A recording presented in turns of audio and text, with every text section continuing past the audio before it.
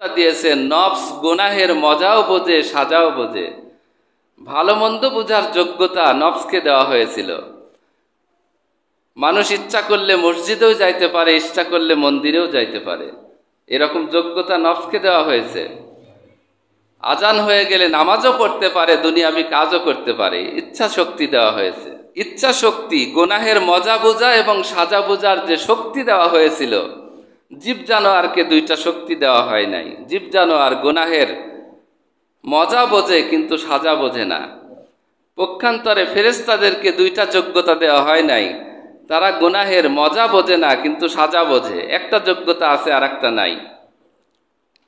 কোনো মানুষ যদি দুইটা যোগ্যতার একটা যোগ্যতা হারিয়ে ফেলে, সে আর মানুষ থাকে না। উলাইকা কাল আনআম, সে চতুষ্পদ জানোয়ারের মতো। বালহুম আদাল, জানোয়ারের চাইতেও নিকৃষ্ট হয়ে যায়। নফস তিন প্রকার: নফসে আম্মারা, নফসে লাওয়ামা, নফসে মুতমাইন্না। নফসে আম্মারা বলা হয়, নফসে আম্মারা সম্পর্কে আল্লাহ রাব্বুল আলামিন সূরা ইউসুফের 53 নম্বর আয়াতের মধ্যে বলেছেন, ইন্না নফসা আম্মারাতুম বিসু, নিশ্চয়ই নফস, নিশ্চয়ই আত্মা নির্দেশ দেয়, আদেশ দেয় বিসু, গুনাহের দিকে। অর্থাৎ নফসের আম্মারা মানুষকে গুনার কাজ করায়, গুনার দিকে নিয়ে যায়, ধ্বংসের দিকে নিয়ে যায়। ওয়ালা উকসিমু বিন নাফসিল লাওয়ামা, আল্লাহ রাব্বুল আলামিন নফসে লাওয়ামার কসম করে বলেন, হে তিরস্কারকারী নফস, যে নফস তোমাকে গুনাহের জন্য, গুনাহের কাজ করার জন্য তিরস্কার করে, এই তুই গুনাহ করে ফেললি। নফসে মুতমাইন্না, নফসে লাওয়ামার কথা আছে সূরা কিয়ামার 2 নম্বর আয়াতে। নফসে মুতমাইন্নার কথা আছে সূরা ফাজরের 27, 28, 29, 30 নম্বর আয়াতে। এখানে আল্লাহ রাব্বুল আলামিন বলেছিলেন, মানুষ যখন মারা যাবেন তখন আল্লাহ পাক নফসে মুতমাইন্না ধরে ডাকবেন, ইয়া আইয়াতুহান নাফসুল মুতমাইন্না, আসো, আসো হে নফসে মুতমাইন্নার দল, আসো আমার দিকে ফিরে আসো, ইরজি, ফিরে আসো আমার দিকে, ইলা রব্বিকি রাদিয়াতাম মারদিয়া, তুমি আমার প্রতি ছিলা রাজি খুশি, আমি আল্লাহ তোমার উপরে রাজি হয়ে গেছি। সুবহানাল্লাহ। ফাদখুলি ফি ইবাদি, আসো আমার ইবাদত গুজার আবেদ বান্দাদের সঙ্গে মিলে যাও, মিশে যাও। ওয়াদখুলি জান্নাতি। সুবহানাল্লাহ। আমার নফস কোন অবস্থায় আমাদের দেহের মধ্যে আল্লাহ পাক সঞ্চার করে দিয়েছিলেন, নফসটা কোন অবস্থায় আমাদের মধ্যে দেওয়া হয়েছিল। আল্লাহ রাব্বুল আলামিন প্রত্যেকটা মানুষ মাতৃগর্ভে যখন তার রূহ দিয়ে দেওয়া হয়, অদৃশ্য শক্তি দিয়ে দেওয়া হয়, পবিত্র অবস্থায় দিয়েছিলেন। সুবহানাল্লাহ। মুসলমান, হিন্দু, খ্রিস্টান, নাসারা যত মানুষ পৃথিবীতে আসে, সবাইকে আল্লাহ পাক পবিত্র অবস্থায় পৃথিবীতে পাঠান, অর্থাৎ নফসে মুতমাইন্না অবস্থায় পৃথিবীতে পাঠান। কোনো মানুষকে আল্লাহ পাক অপবিত্র অবস্থায় কোনোদিন পাঠান নাই। আবু জেহেল, আবু লাহাব, উতবা, সাইবা, ফেরাউন, নমরুদ, সবাইকে আল্লাহ পাক একেবারে পবিত্র অবস্থায় দুনিয়াতে পাঠিয়েছেন। তাহলে অপবিত্র হইলাম কবে? এটা একটা প্রশ্ন। সবার মধ্যে গুনার কাজ করব না, নেকের কাজ করব, এই রকম চাহিদা দিয়েই আল্লাহ পাক মাতৃগর্ভে পাঠাইছেন। নষ্ট হইল কবে? সর্বপ্রথম নষ্ট হয়েছিল মাতৃগর্ভে সোহবতের কারণে।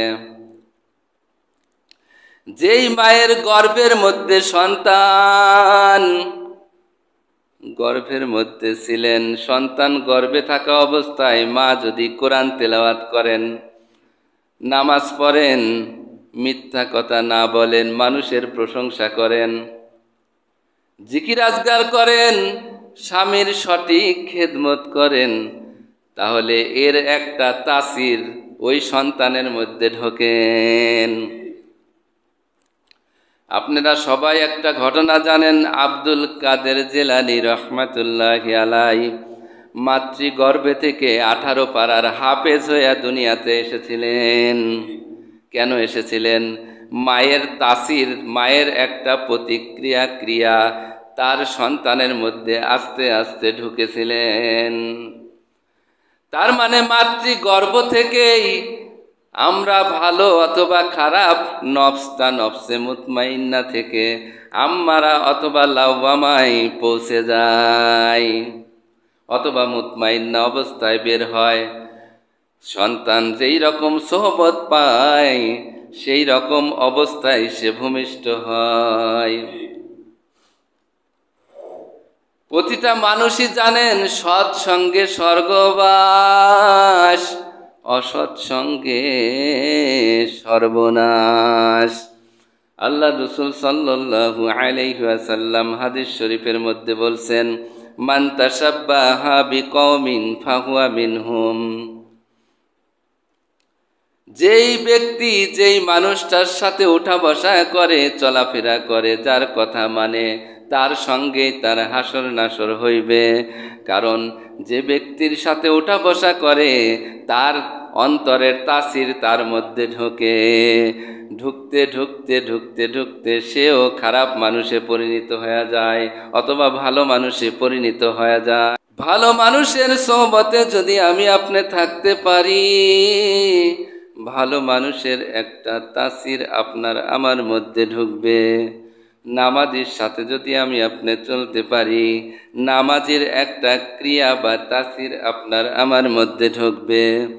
জাকিরিনের সাথে যদি আমি আপনি চলতে পারি, জাকিরিনের একটা ক্রিয়া বা তাসির আপনার আমার মধ্যে ঢুকবেন। আল্লাহু আকবার। একটা সন্তান ভূমিষ্ঠ হওয়ার পরে সে শুধু হিন্দুদের মতন উলু উলু উলু উলু দিতেন। সন্তানের বাবা একদিন এক হুজুরের কাছে গেলেন, যাওয়ার পরে বললেন, হুজুর, আমার সন্তান ভূমিষ্ঠ হওয়ার পরে তার জবান থেকে উলু বাড়ায়, উলু উলু উলু, হিন্দুরা যেরকম উলু দেয় ওই রকম উলু বের হয়। তখন হুজুর বললেন, তাড়াতাড়ি করে বাড়ি ভাঙ্গো, বাড়িটা সরাইয়া জাকিরিনের কাছে বাড়ি করো, নামাজের কাছে বাড়ি করো, নামাজের বাড়ির কাছে বাড়ি করো, জাকিরিনের বাড়ির কাছে বাড়ি করো। দেখবা আস্তে আস্তে তোমার সন্তান বলবে আল্লাহ, সুবহানাল্লাহ। হুজুরের পরামর্শ অনুযায়ী বাড়ি ভেঙে নামাজি পরহেজগারের কাছে বাড়ি বানাইছেন। সন্তান কিছুদিন পরে বলতেছেন আল্লাহ, সুবহানাল্লাহ। সন্তান গর্ভে থাকা অবস্থায়, ও মা, তোমার নিজেরও ভালোভাবে চলা লাগবে, ভালো জায়গায় যাওয়া লাগবে, ভালো কথা বলা লাগবে, ভালো আমল করা লাগবে, তাহলে তোমার সন্তানকে তুমি নফসে মুতমাইন্ন অবস্থায় ভূমিষ্ঠ করতে পারবা। আর সন্তানের জন্য দোয়া করা লাগবে, রাত দিন দোয়া করতে হবে। এত সহজ নয়, সহজ নয়। যখন সন্তান ভূমিষ্ঠ হইয়া যাইবে, ও মা বোনেরা, পরিবারটাকে সন্তান আসার আগেই এমনভাবে সাজাও পরিবারের মধ্যে যেন গালিগালাজ না থাকে, গীবত কেল্লা না থাকে। পরিবারটা তুমি নামাজি পরিবার বানাও, কারণ এই পরিবারের মধ্যে এমন একজন সন্তান আসবে, ওই সন্তান ভালো হইলে তুমি ভালো ফল পাইবা, সন্তান যদি খারাপ হয় তুমি খারাপ প্রতিদান পাইবা। ভালো হইলে সন্তানের কারণে তুমি জান্নাতি হইবা, খারাপ হইলে সন্তানের কারণেই তুমি জাহান্নামী হইবা। এর জন্য তুমি তোমার পরিবারটা সেই রকম ভাবেই সাজাও, প্রয়োজনে সমাজ ত্যাগ করে ভালো সমাজে বাড়ি বানাও। তুমি প্রয়োজনে তোমার স্বামীরে বোঝাও, তুমি প্রয়োজনে এমনভাবে সমাজটা, এমনভাবে তোমার পরিবারটা সাজাও। এই মা সর্বদা 5 ওয়াক্ত নামাজ পড়ে, সন্তানটাও মায়ের সাথে দাঁড়ায় যায়। মা নামাজ পড়ে, সন্তানটাও দাঁড়ায় যায়। মা বলেন সুবহানা রাব্বিয়াল আলা, সন্তান তো বলতে পারে না কিন্তু ঠোঁট লড়ায়। আমার আল্লাহ ডাক দিয়া বলে, ও ফেরেশতারা তাকায়া দেখো, মা নামাজ পড়তেছে, সন্তান ঠোঁট লড়াইতেছে। ও ফেরেশতারা, সন্তানটা কি বলে তোমরা জানো নাকি? ফেরেশতারা বলে, সন্তান তো কিছু বলতে পারে না, সূরা কিরাত জানে না, সন্তান মুখ লড়ায়। আমার আল্লাহ ডাক দিয়া বলেন, ও ফেরেশতারা সাক্ষী থাকিও, ওই মায়ের আমল নামায় সন্তান যে কথাগুলি বলতে পারে না, বলতে পারলে যে সওয়াব হইতো, তার মায়ের নাম আমল নামায় দিয়া দাও। মূল্যবান জিনিস হইল নফস। এই নফস তারে ছোটবেলায় নষ্ট করতে দেওয়া যাবে না। নফস নষ্ট হয়েছে বুঝবেন কি করে?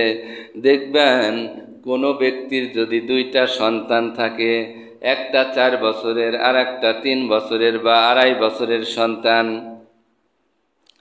সন্তানের অন্তরটা যদি নষ্ট হয়, দেখবেন কোন দুই সন্তানকে যদি আপনি ভালো জিনিস দেন, একটাকে একটু ভালো জিনিস দেন আর একটাকে একটু নরমাল জিনিস দেন, দেখবেন হিংসায় জ্বলিয়া যাইবে।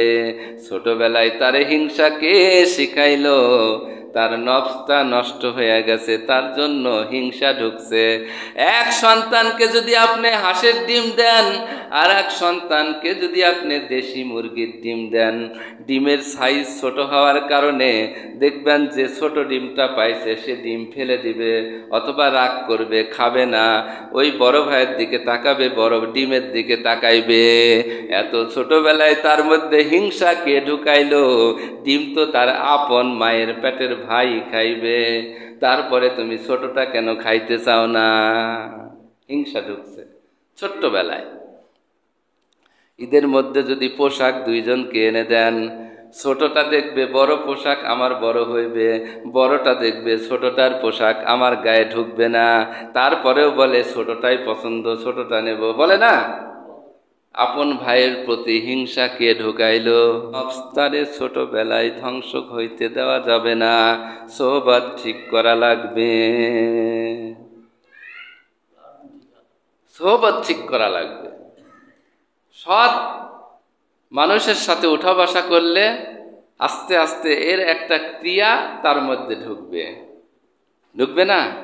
আতরের দোকানের সামনে গেলে ইচ্ছা না থাকলেও আতরের ঘ্রাণ কিন্তু দেহের মধ্যে ঢোকে, নাকের মধ্যে ঢোকে না?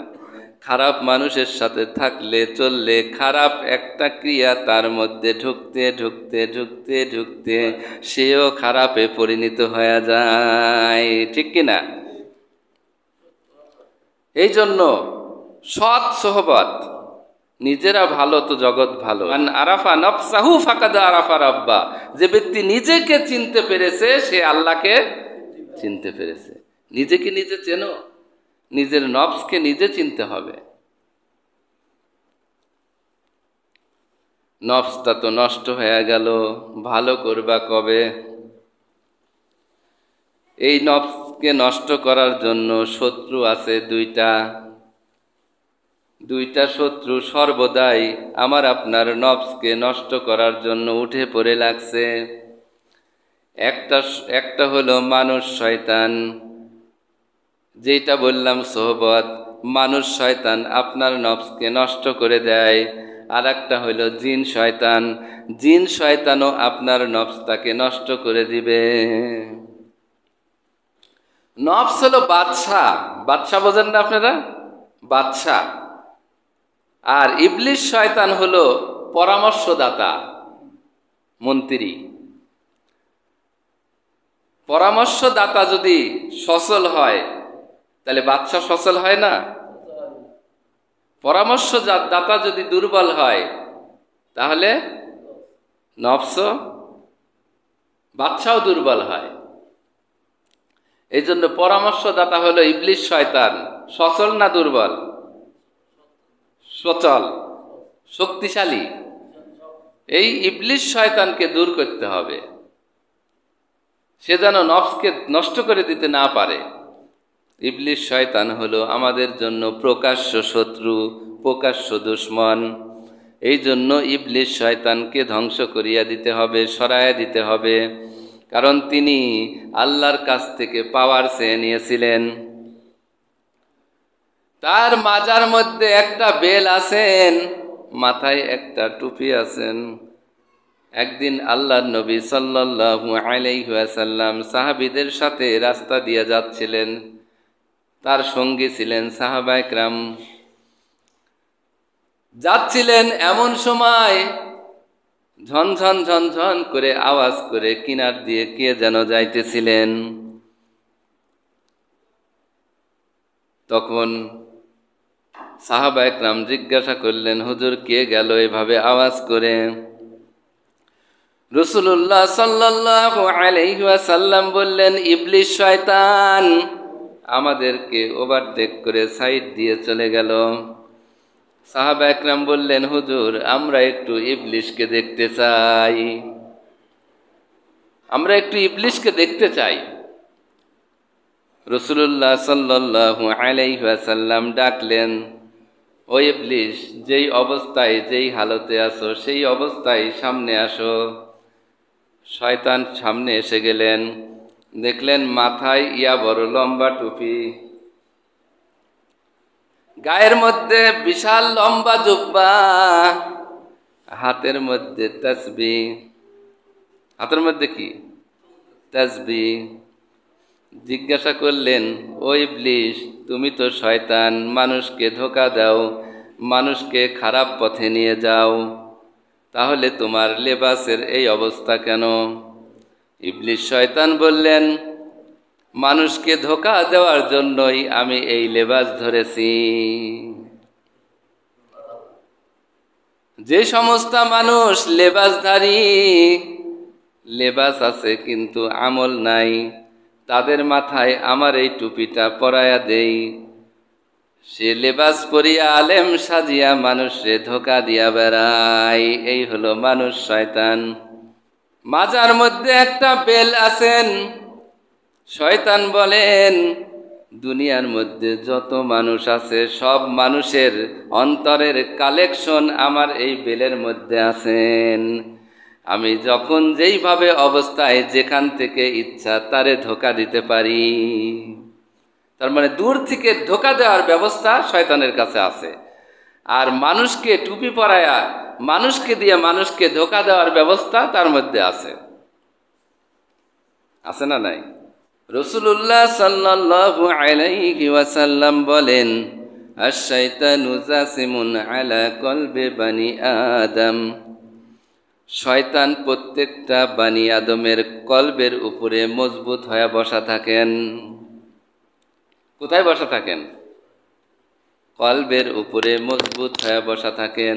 ওয়াসওয়াসা দেয়, অর্থাৎ ওই যে নফস, নফসকে পরামর্শ দেয়, কুপরামর্শ দেয়। কি পরামর্শ? কুপরামর্শ দেয়। এইটা কর, ওইটা কর, এই গুনাহ কর, নামাজ পড়িস না, কেবল আজান হইল, এভাবে করে আস্তে আস্তে ওক্ত ছাড়ায় দেয়। নামাজিকেও ধোঁকা দেয়, বেনামাজিকেও ধোঁকা দেয়। কোথায় বসে? কলবের উপরে বসে। ওয়াসওয়াসা দেয় নফসকে। নফস সেইভাবে তার দেহকে পরিচালনা করে। শয়তানের ধোঁকা থেকে বাঁচা লাগবে কি লাগবে না?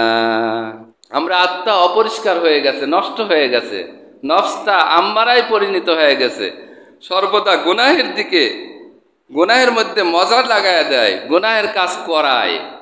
ফিরতে হবে না? আত্মাকে পবিত্র করব কি করে? আত্মাকে পবিত্র করার এক নম্বর ঔষধ হলো আল্লাহর জিকির। কিসের জিকির? আল্লাহর জিকির হলো এক নম্বরে। আল্লাহর হাবিব বলেন, শয়তান প্রত্যেক বনি আদম মেয়ে লোক পুরুষের কলবের উপরে মজবুত হয়ে বসা থাকে। কোনো মানুষ দেখবেন রাস্তা খারাপ, রিকশার মধ্যে উঠছে, রাস্তা খুব খারাপ, তখন রিকশার মধ্যে কি স্বাভাবিকভাবে বসে থাকে না শক্ত মজবুত হয়ে বসে থাকে? এভাবে ধরে বসে থাকে যেন পড়ে না যায়, ব্যথা না লাগে, কষ্ট না পায়, মজবুত হয়ে বসে। শয়তান ওই রকম মানুষের কলবের মধ্যে মজবুত হয়ে বসা আছেন। শয়তান রে টাকা পয়সা ঘুষ দিলে শয়তান কিন্তু যাইবে না।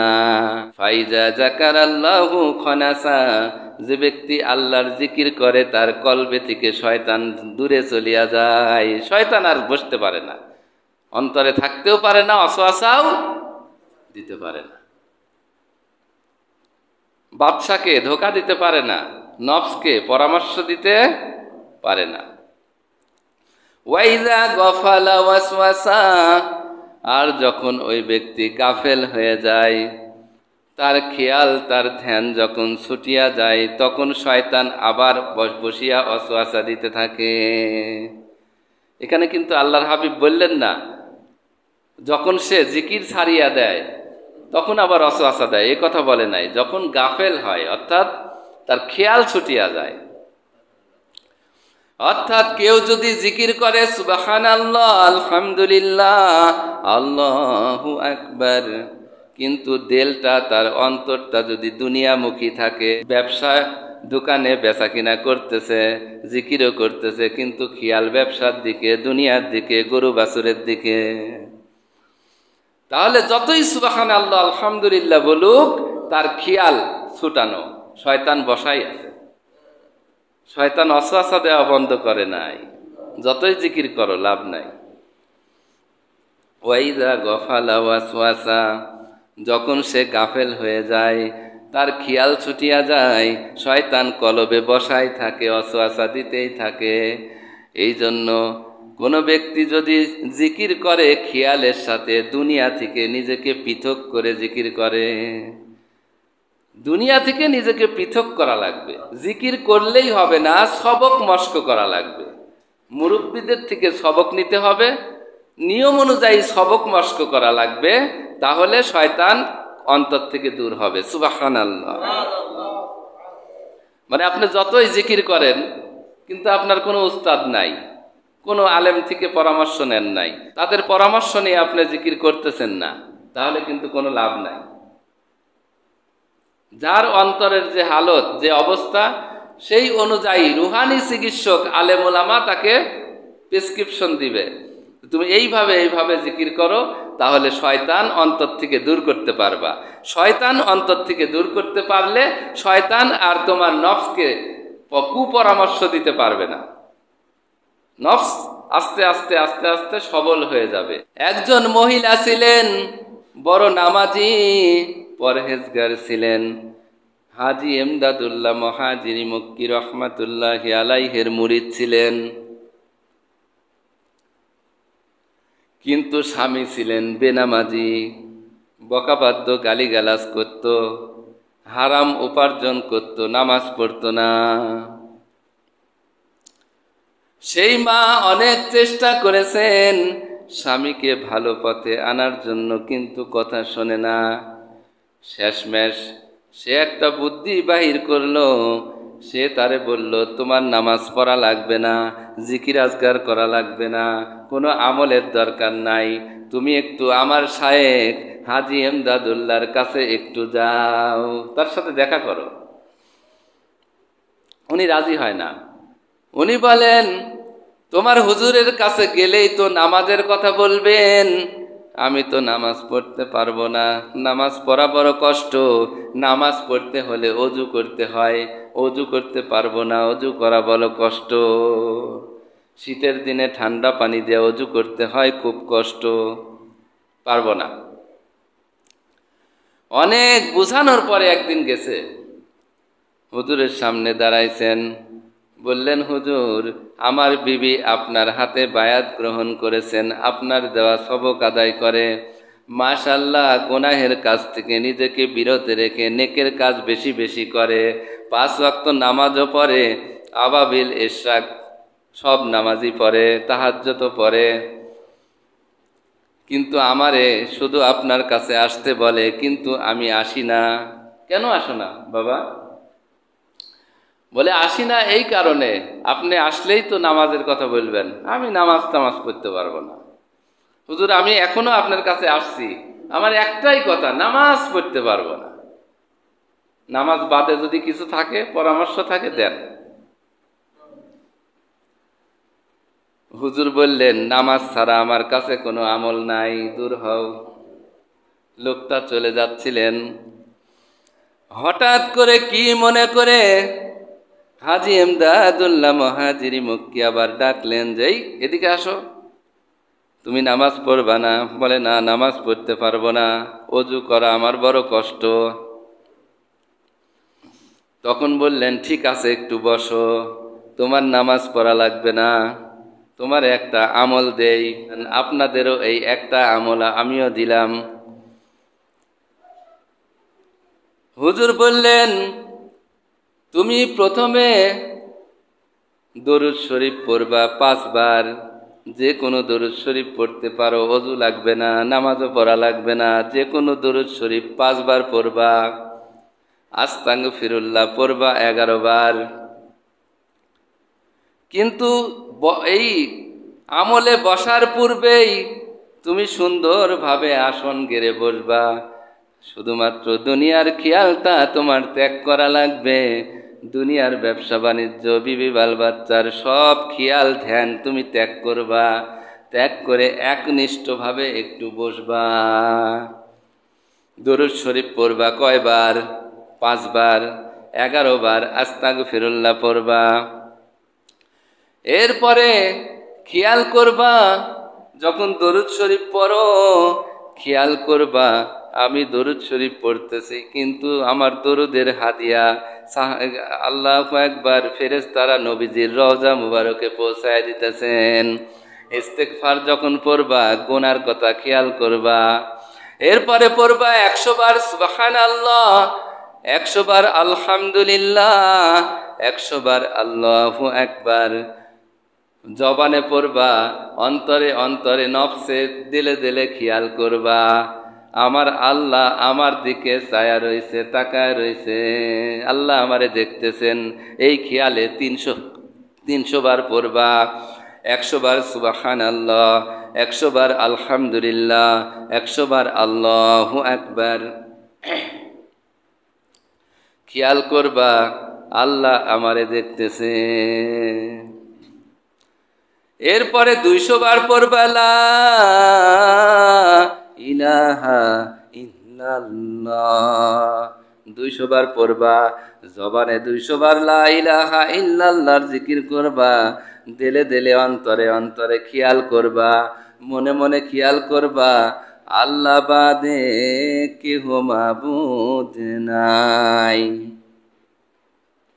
ভালো করিয়া সুন্দর করিয়া বুঝায় দিলেন, ধরো আল্লাহ বাদে দুনিয়াতে যা কিছু আছে, বিবির মহাব্বত আছে, মনে করবা বিবির মহাব্বত নাই, স্ত্রীর মহাব্বত নাই, সন্তান আদির মহাব্বত নাই, টাকার মহাব্বত নাই, জমি জমা সম্পদের মহাব্বত নাই।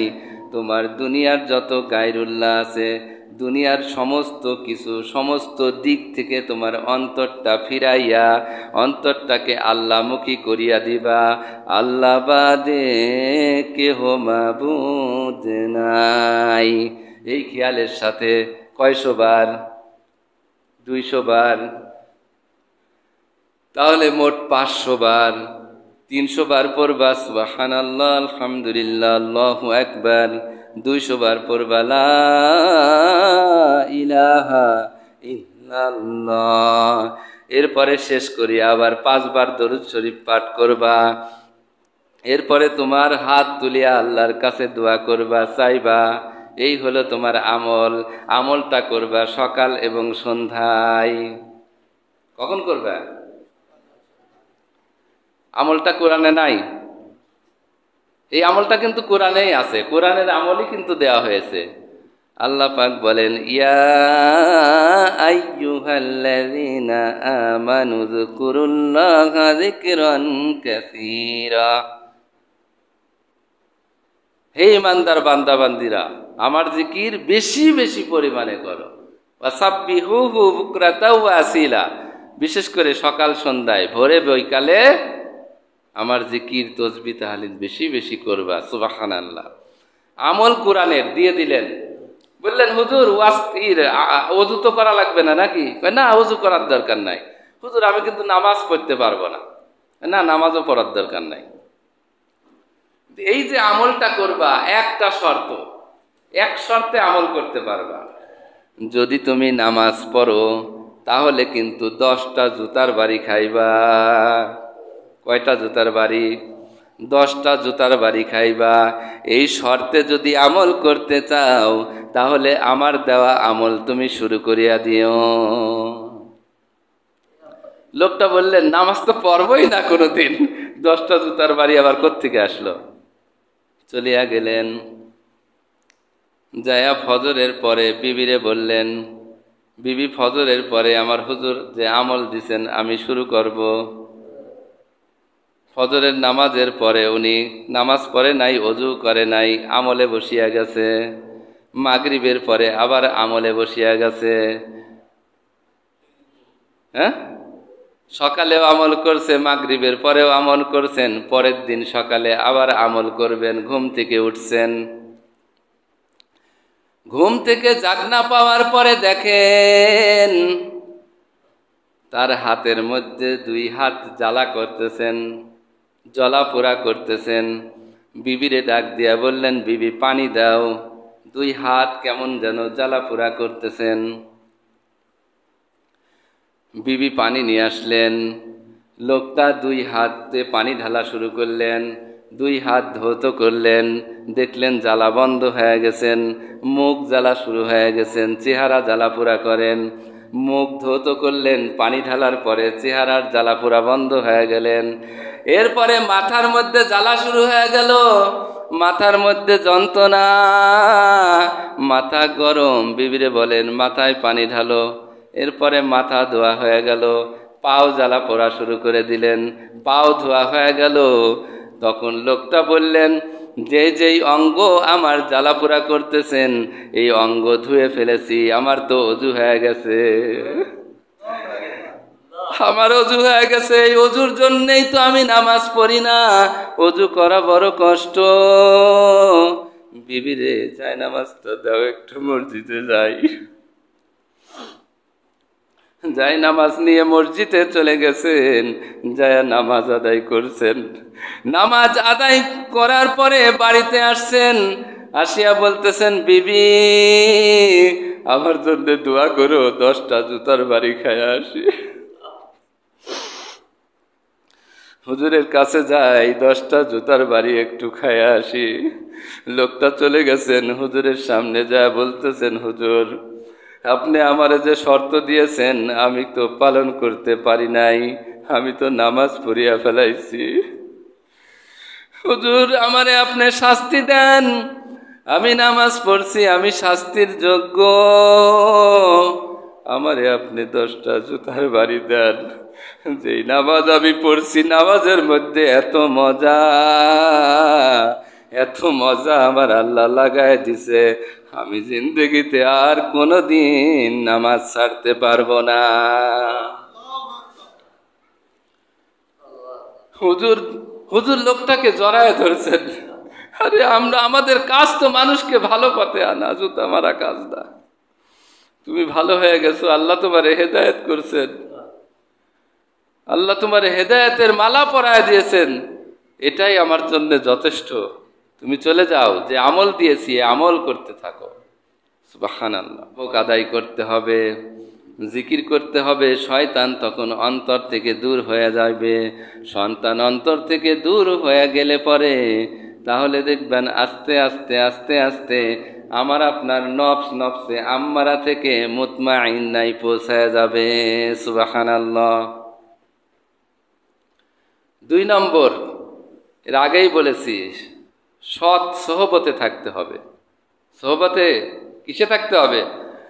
ভালো মানুষের কাছে থাকতে হবে, ভালো মানুষের সাথে উঠা বসা করতে হবে। তাহলে একটা নফস ভালো, মুতমাইন্না নফস, এর কাছাকাছি যদি আমি থাকি, তাহলে তার নফস থেকে আমার নফসটা একটু আলোকিত হবে না? হবে কি হবে না? হুসাইন আহমদ মাদানী নাম শোনেন নাই? রহমতুল্লাহি আলাই।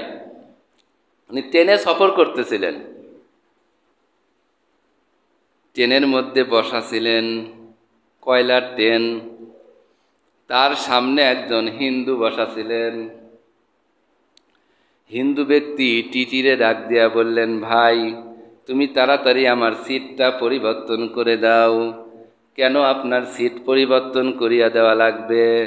কোনো কারণ না দেখাইলে তো আমি সিট পরিবর্তন করতে পারি না, কারণ সব সিট তো বুকিং হয়ে গেছে, বুক হয়ে গেছে। একজন যে তুলিয়া দিয়ে আপনারে ওখানে বসাবো, লোকটা তো কারণ জিজ্ঞাসা করবে। কেমনে আমি করব? আমি পারবো না।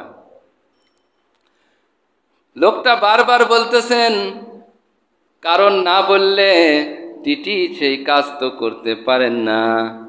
লোকটা এক সময় কাঁদো কাঁদো মুখে কাঁদো কাঁদো ভাব নিয়ে বলতেছেন, ও টিটি ভাই, আপনি যদি আমারে এই সিটটা সরায়া না দেন, এই আমার সামনে যে ব্যক্তিটা বসা দেখতেছি, আওলাদে রসুল, রসুলের বংশধর, তিনার তাই না তার চেহারার দিকে তাকাইয়া তো আমার হিন্দুত্ব নষ্ট হয়ে যাইতেছে, মনে হইতেছে আমি এখনই কালেমা পড়ে ফেলি।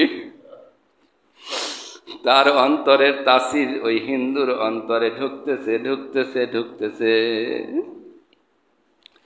এই কথার কারণে তো এই টিটি সিট পরিবর্তন করিয়া দিলেন না, এইটা তো কোনো উপযুক্ত কারণ হইতে পারে না।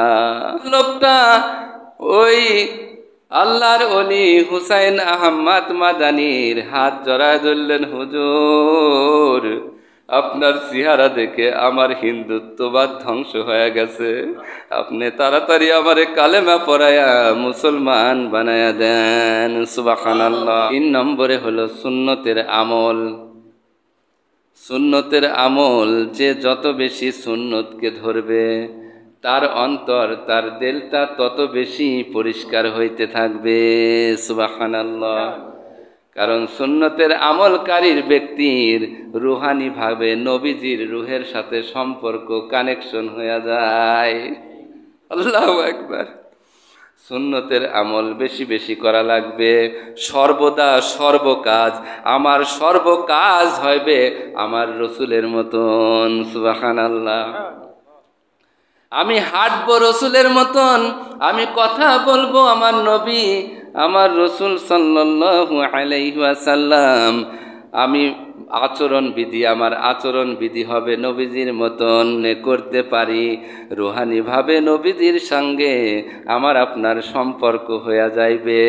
আমার আপনার দিল আস্তে আস্তে নবীর দিলের সাথে মিশতে মিশতে রুহানিভাবে দিলটা পরিষ্কার হয়ে যাইবে। আল্লাহু আকবার। তওবা। মানুষ তওবা যখন করে, তার দিলটা একেবারে আয়নার মতো স্বচ্ছ হয়ে যায়, পবিত্র হয়ে যায়। সুবহানাল্লাহ। এতক্ষণ যে আমলগুলি বললাম, এগুলি করলে আস্তে আস্তে দিল পরিষ্কার হয়, একেবারে হয় না। কিন্তু তওবা করার সঙ্গে সঙ্গে একজন মানুষের দিলটা অটোমেটিক আচমকাই এত পরিষ্কার স্বচ্ছ হয়ে যায় যে তাকে পিটাইয়াও আর গোনা করানো যায় না, পিটাইয়াও আর গোনা করা যায় না। আর একটা পরামর্শ, যার নফসে মুতমাইন্না অবস্থায় আছে, অর্থাৎ সর্বদা গুনার কাজ করতে বলে, পরামর্শ দেয়, তাকে আমি আরেকটা পরামর্শ দেই, সেটা হলো নফসের বিপক্ষে চলা। আপনার অন্তর যে পরামর্শ দেবে তার বিরোধিতা করবেন, তার বিপক্ষে, তার উল্টা চলবেন। নিজামুদ্দিন রহমাতুল্লাহি আলাইহির জামানায় একজন হিন্দু সাধু ছিলেন। তিনি যদি কোনো রোগীর দিকে দৃষ্টি দিতেন, তাকাইতেন, সঙ্গে সঙ্গে যত জটিল রোগী হোক সুস্থ হয়ে যাইতেন। হিন্দু সাধু ছিলেন। তখন নিজামুদ্দিন রহমাতুল্লাহি আলাইহি একদিন অত্যন্ত অসুস্থ হয়ে গেলেন, বেহুশ হয়ে যায়। 2-4 ঘন্টা, 5 ঘন্টা, 6 ঘন্টা পর জ্ঞান ফেরে, আবার বেহুশ হয়ে যায়। অত্যন্ত অসুস্থ, কঠিন রোগে আক্রান্ত।